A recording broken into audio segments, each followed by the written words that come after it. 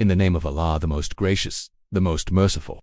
Once there was a wealthy merchant who had everything a person could desire: a grand house, a thriving business, and the respect of his community. His life seemed perfect, except for one thing. He desperately wanted a son, an heir to carry on his name and inherit his vast fortune. He prayed day and night, promising grand donations and sacrifices if Allah would grant him a son.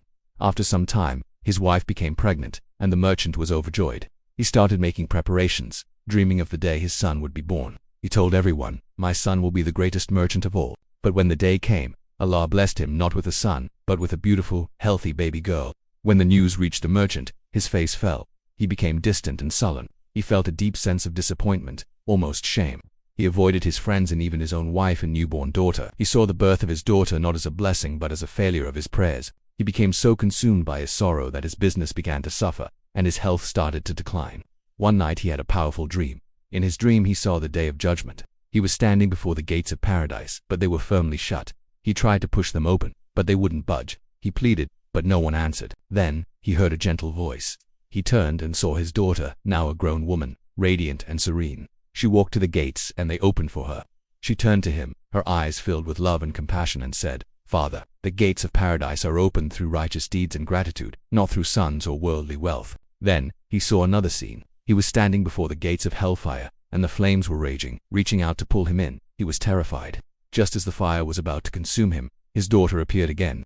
She stood between him and the flames, forming a protective shield. She looked at him and said, "Father, a righteous daughter can be a shield from the fire for her parents." The merchant woke up in a cold sweat, his heart pounding. The dream felt so real, so profound.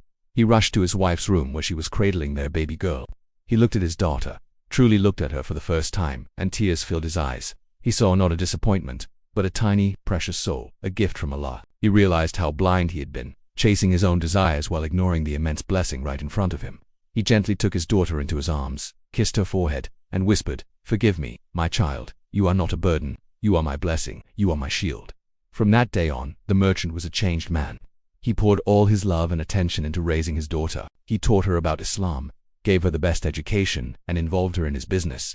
She grew up to be a wise, compassionate, and successful woman, respected by everyone. She not only managed her father's business but expanded it, using the wealth to help the poor and needy. The merchant spent the rest of his days filled with gratitude, knowing his daughter was the greatest treasure Allah had ever given him.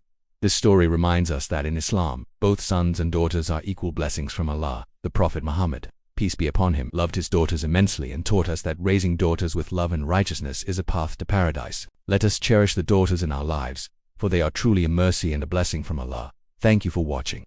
If this story touched your heart, please like, share, and subscribe for more Islamic reminders.